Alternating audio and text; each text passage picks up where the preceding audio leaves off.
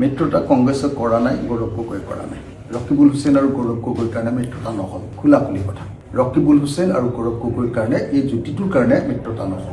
বাকীবিলাকে বিচাৰে, AICCও বিচাৰে, কিন্তু এওঁলোকৰ যুক্তিটোৰ কাৰণে মিত্ৰতা নহ'ল। তাৰ এটা প্ৰধান কাৰণ হ'ল গোটেই সমষ্টিবিলাকৰ কেণ্ডিডেটবিলাকৰ পৰা পইচা তুলি থৈ দিছে। গতিকে সমষ্টি এৰিব নোৱাৰে এতিয়া। গতিকে মিত্ৰতাটো হোৱা নাই। আমি বিচাৰিছোঁ মিত্ৰতা হওক, কংগ্ৰেছে বিচৰা নাই মিত্ৰতা কৰিবলৈ। বহুত চেষ্টা কৰিলোঁ, ঘৰিয়া হাতে ধৰিলোঁ, চব কৰিলোঁ আৰু মই সেইকাৰণে কৈছোঁ যে মোৰ ইয়াতকৈ আৰু বেছি যদি ৰাজহাড়ডাল বেকা কৰি দিওঁ ভাগিয়ে থাকিব কটককৈ আৰু গ'লেই আৰু। আমি ৰাইজৰ দল এটা স্বাভিমানী জাতীয়তাবাদী দল, শ্ৰমজীৱী মানুহৰ পক্ষত থকা অসমৰ ইতিহাসৰ প্ৰথমটো জাতীয়তাবাদী আঞ্চলিকতাবাদী দল। আমি কেতিয়াও দিল্লীৰ ওচৰত মূৰ নতজানু কৰিব নোখোজোঁ। আমাৰ কাৰণে জাতীয়তাবাদৰ প্ৰথম সংজ্ঞাটোৱে হ'ল যে অসমীয়া জাতিৰ প্ৰথম আৰু অসমীয়া জাতিক যোনে ৰঙা চকু দেখুৱাব তেওঁৰ ওচৰত কম্প্ৰমাইজ নকৰা। এইটোৱে হ'ল আমাৰ কাৰণে জাতীয়তাবাদৰ প্ৰধান দিশ। কিন্তু সাধাৰণতে বহু জাতীয়তাবাদে কি কৰে, জাত ধৰ্মৰ ৰাজনীতি কৰে। আমি নকৰোঁ। আমি জাতি, ধৰ্ম, বৰ্ণ, ভাষা সকলোকে লগত লৈ ইনক্লুচিভ নেশ্যনেলিজিম বা সকলোকে সামৰি লোৱা জাতীয়তাবাদ। কংগ্ৰেছ দলৰ লগত আমি এলায়েন্স কৰিব খুজিছিলোঁ যে সাম্প্ৰদায়িক ফেচিবাদী শক্তি বিজেপিক পৰাভূত কৰিব লাগে। সেইকাৰণে আমি এলায়েন্স বিচাৰিছিলোঁ। এলায়েন্সৰ কাৰণে আমি সকলো ত্যাগ কৰি দিছিলোঁ। এইবাৰে নহয়, 21 চনত ত্যাগ কৰিছিলোঁ। 21 চনৰ উপনিৰ্বাচনত আমাক এখনো আসন এৰি দিয়া নাছিলে। মৰিয়নিতো উপনিৰ্বাচন হৈছিলে, থাওৰাত হৈছিলে। আমি থাওৰাত 25,000 পাইছিলোঁ, কংগ্ৰেছে 5,000 পাইছিলে। তাৰ পাছতো গৌৰৱ গগৈ কোৱাৰ লগে লগে থাওৰা বা ডিমৌ সমষ্টিটো আমি কংগ্ৰেছক এৰি দিছিলোঁ। কেলে?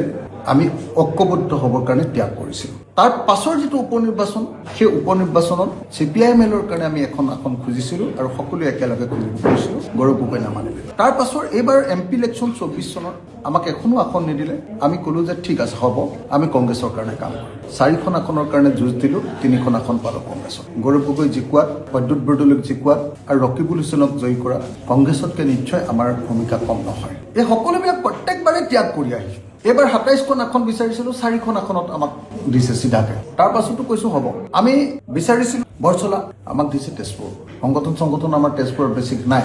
আমি সংগঠন কৰি আছিলোঁ বৰছলাত, এৰি দিলোঁ। নাওবৈচাত বিচাৰিছোঁ, ৰঙানদীত দিছে। প্ৰত্যেকটো ক্ষেত্ৰতে আমাক তেনেকুৱা কৰিছে। তাৰ পাছতো এটাৰ পাছত আনটো সকলো ত্যাগ কৰি আহিছোঁ। সকলোবিলাক ত্যাগ কৰি 27খন আসন প্ৰথমতে বিচাৰিছিলোঁ, তাৰপিছত 15খনত মানিলোঁ। 15খনৰ পৰা অকল 4খন আমাৰ চইচৰ দিলে। তাৰপিছত আকৌ ক'লোঁ যে আমাক অকল এখন দি দিয়ক, আমি বহুদিন ধৰি কাম কৰি আছোঁ দিং নামৰ সমষ্টিটোত। আমাৰ চিধাচিধিকে 5খন নিজৰ চইচৰ আসন হ'ব, আমি এইখনতে খেলিম।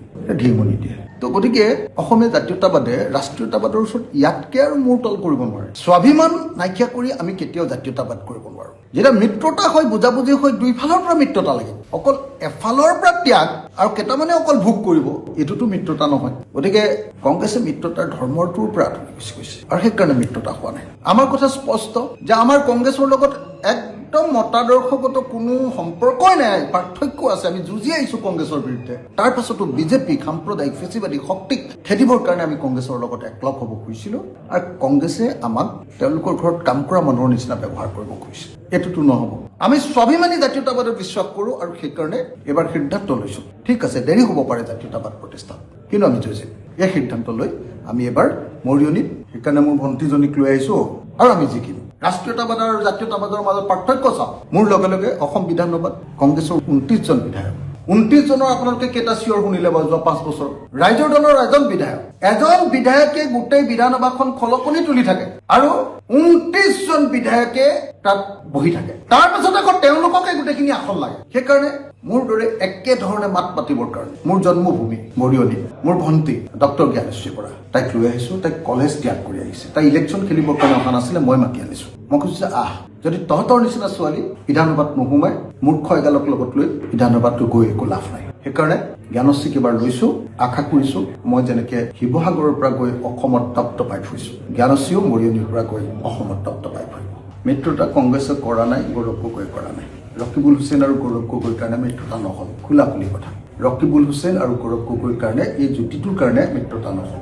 বাকীবিলাকে বিচাৰে, AICCও বিচাৰে, কিন্তু এওঁলোকৰ যুক্তিটোৰ কাৰণে মিত্ৰতা নহ'ল। তাৰ এটা প্ৰধান কাৰণ হ'ল গোটেই সমষ্টিবিলাকৰ কেণ্ডিডেটবিলাকৰ পৰা পইচা তুলি থৈ দিছে। গতিকে সমষ্টি এৰিব নোৱাৰে এতিয়া। গতিকে মিত্ৰতাটো হোৱা নাই। আমি বিচাৰিছোঁ মিত্ৰতা হওক, কংগ্ৰেছে বিচৰা নাই মিত্ৰতা কৰিবলৈ। বহুত চেষ্টা কৰিলোঁ, ঘৰিয়া হাতে ধৰিলোঁ, চব কৰিলোঁ আৰু মই সেইকাৰণে কৈছোঁ যে মোৰ ইয়াতকৈ আৰু বেছি যদি ৰাজহাড়ডাল বেকা কৰি দিওঁ ভাগিয়ে থাকিব কটককৈ আৰু গ'লেই আৰু।